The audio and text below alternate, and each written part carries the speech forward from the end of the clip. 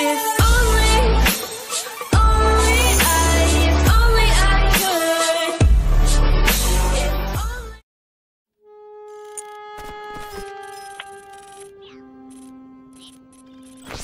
So you're no longer the Master Chief, you're the newest member of a squad of orbital drop shock troopers. They're the mysterious soldiers with the untold tale. We talked a lot about how could we still take people out of one character, put them into the body of another character, and not confuse people. And ODST, I think, takes the lessons of Halo 2 and feels a lot more natural. You're going from one ODST to another. It's not so jarring as it was with the Chief and the Arbiter. What the hell am I supposed to do with this inside a Covenant ship? Romeo the smartass, or Mickey the kind of guy who just wants to blow shit up. Allowing the player to step into the shoes of all of these different characters in the squad makes this a game about what happens to that squad. It's hard to create not just characters, but then give them a relationship. That's even tougher. Get this thing off of me. You've got Buck, who's the squad leader. He's the most hard-boiled, hard-bitten, seen everything, been everywhere, a little bit more cynical than the other soldiers, because he's survived the longest. No! They're gonna burn this city and then glass the whole planet! Covenant bastard! It's just like Reach all over again! Buck is the guy you want to be. You believe in him because he cares about his squad. All I care about now is getting my men out of this city. At the same time, he's distracted by this ex-girlfriend of his. Dare, she's an Oni operative. She takes over the squad. Replacements? This many years into the war, who isn't? At least they listen. To me. And they're not gonna like what they hear. He wants to do his mission right. He wants to save his squad. And this whole time, Dare is there kind of poking him in the ribs. I never thought I'd see you again. Yeah? Well, here I am. There's something to be said about using Nathan and Trisha, who are, really strong sci-fi actors. What we bring to the table is a lot of experience. A lot of spacefaring, a lot of changing trajectories, a lot of slip space ruptures. We know. Veronica definitely has balls. What was that for? Abandoning the mission. What mission? For me, it was about creating a credible history between the two of them. And by dipping into that history, I think that creates the relationship. Look, don't start about my job. We both agreed to end it. That was years ago, Veronica. I'm a little fuzzy on the details. We talked about what it would be like to suddenly be in the body of some other character who was just in the cinematic you just watched. Say again, Buck. You're breaking up. I said stay put. I'm on my way. And then actually hear his voice coming out of your body. We missed our LZ. This grid is packed with Covenant. Be careful. I appreciate the concern. We call them vignettes, and they're basically the last shot of a flashback cinematic, right before you take control of Dutch or take control of Buck. And it's a shot from first person. You can see your arms, you can see the weapon that you're holding. We use it as a kind of a direction indicator or a mission indicator. The player doesn't have control of the camera yet, and the character is kind of easing him into that and leading him into where he needs to be going and what he needs to be doing. You really kind of get inside some of these characters, and I think that the vignettes helped so it wasn't quite so jarring. Mickey, you're with me.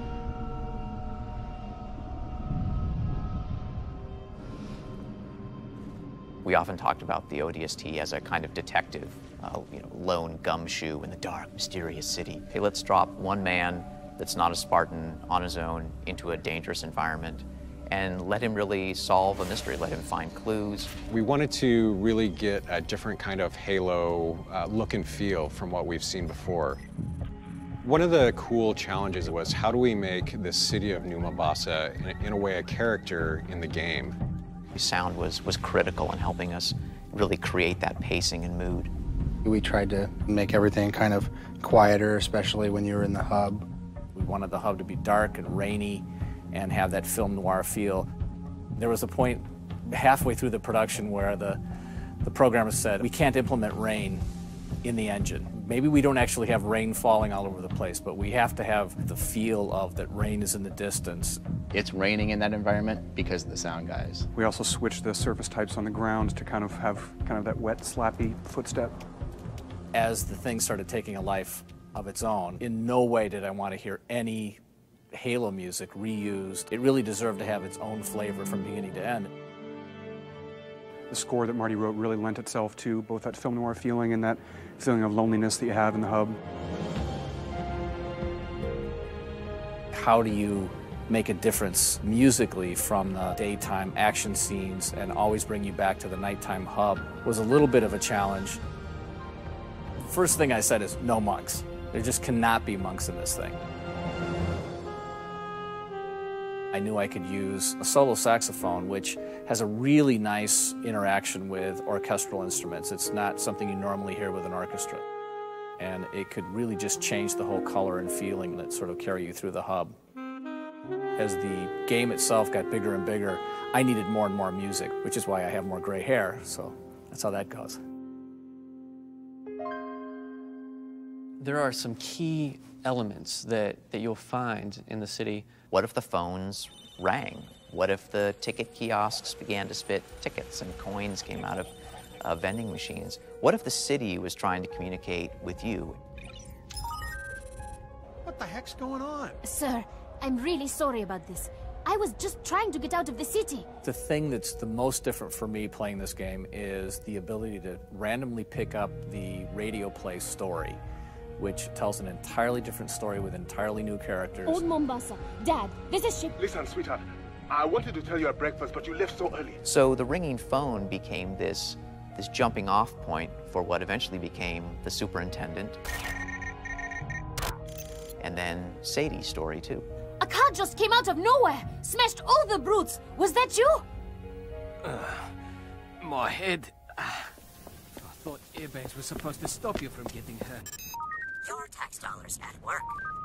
So the superintendent's tale is this really neat evolutionary piece that you follow throughout the whole game. It's a very simple story when you get down to it, but it's told in an elegant way, in a complex way. You can understand and enjoy the ODST story if you don't pick up any of the telephones ringing in the city or any of the other objects. But if you do, you're going to be transported a little bit further back in time to the day before, but to a whole different world. Like a detective, you have to put it all together, and it's the layers that make the story so interesting. We wanted to make sure that you met the people of that city.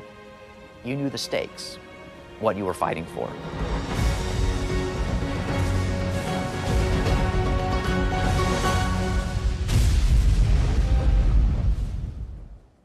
Ta-da!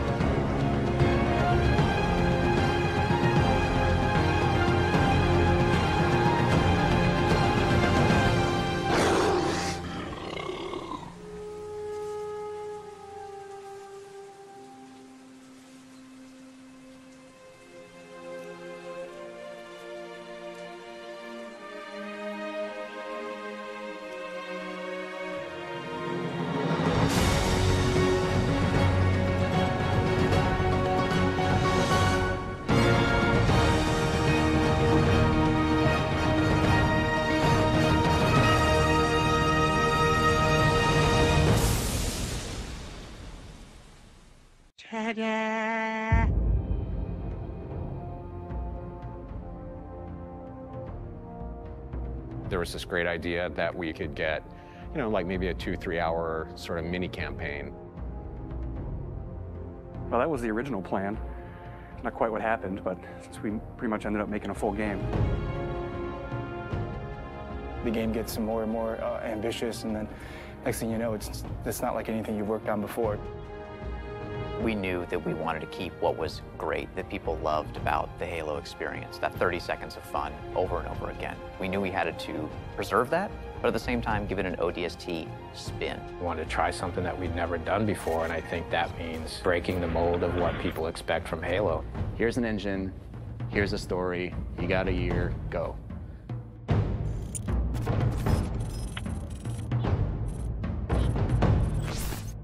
One of the great challenges that we had with ODST was, since we didn't want to be traveling all across the universe in this gigantic space opera, we wanted to really focus on one place. The hub was the single most technical thing that we've ever accomplished in the Halo engine. There was a lot of work done to try to come up with smart ways that we could build the city. It's definitely the biggest environment that we've made in any Halo game. We spent a lot of time trying to figure out how can we maximize the space without freaking out all the artists, and I think we figured out how to maximize the space really well. I don't think we ever figured out that second part too well. We want the player to have this open, visceral, you're in the city experience. We started experimenting with playing with elevation, playing with building shapes. It's a city that you actually completely walk through. Each BSP is directly alongside the other BSP. You walk through a door and you go into the other BSP. The road structure is not straight, it's diagonal, it's also multi-layered. I don't think we kind of realized how big the city would get. We basically had to build very specific tech that would give the AI the right type of behavior. We had the technology, we called it Squad Patrol. No matter where you were inside the hub, there would always be a certain amount of noise, a certain amount of enemy presence there that we could ratchet up and ratchet down depending on what we needed it to do. We need to have this dark, moody city without making it unplayable. I wanted to get a feeling of rain at night in an abandoned city. I would still like to score the emotions and mood that we want the player to feel when they're playing the game. We want people to explore the city. We want people to find this, this kind of hidden little sub-story. What if the phones rang? You're alone, you're in the city, you're trying to unravel a mystery. That's the feeling you have every time you're the rookie. What's fun about being an ODST? How's he different than the Master Chief? What kind of problems does he face versus the Chief? If they're not the walking tank, they really have to pick up weapons that they're going to use. There were things that we added. The silenced submachine gun and the silenced pistol are absolutely the best tools for the job. Something the ODSTs have that Spartans actually don't. Silenced weapons at night, they feel cool, they look awesome, they're really sweet to use. In real life, silenced weapons don't have a whole lot of sound. So we had to kind of Hollywood them up a little bit, kind of make it so that they sounded like they were silenced and supposed to be silenced, but yet still powerful and fun to fight with. In a lot of ways, it feels like Halo 1, because it's back to single wielding. Dual wielding. Paul doesn't like dual wielding, so we cut it. Visor mode is really cool, and it evolved a lot. There were versions that looked really great for the art, but yeah, maybe they didn't do such great things for the design. It affected how we lit something. We'd make this building, and it looked great, and we thought it was fine. And then you turn on the visor mode, and you realize that's really just a square. But it also has the advantage of really showcasing the depth of our scenes. Put on visor mode, and then the whole environment reveals its secrets to you.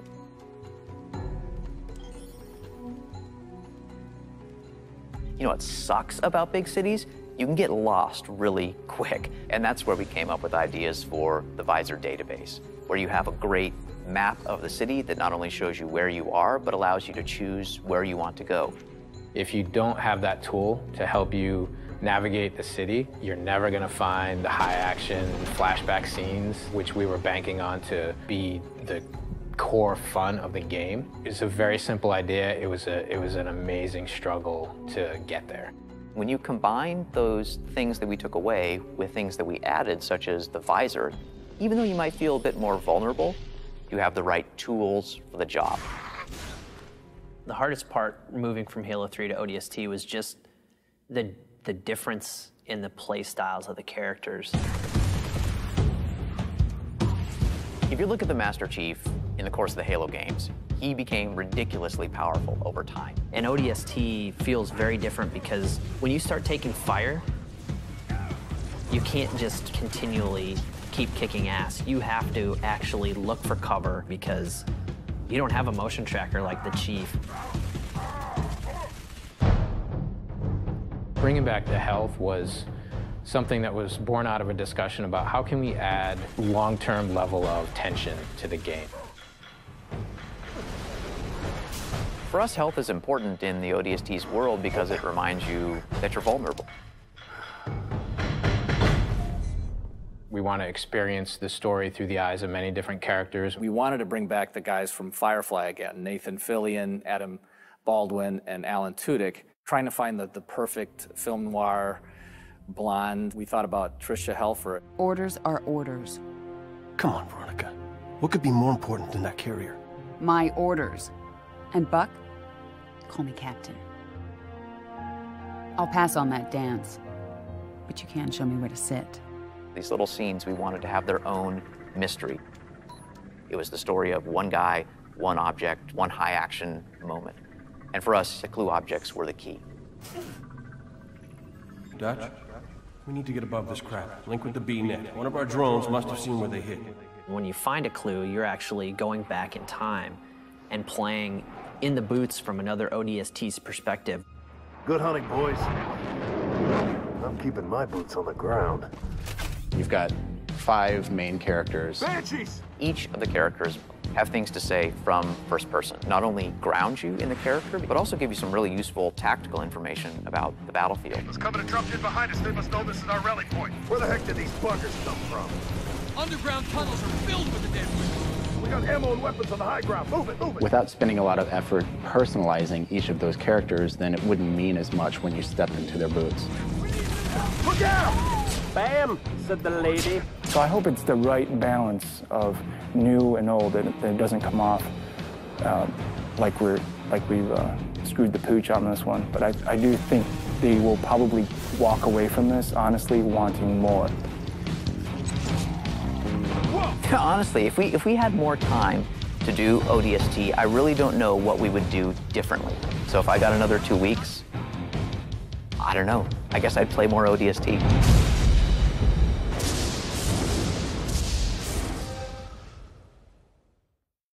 Ta-da!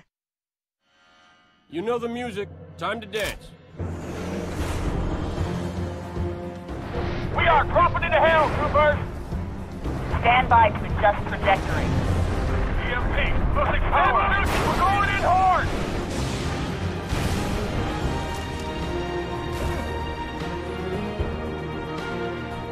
Hey, rookie, you out there? Respond, that's an order.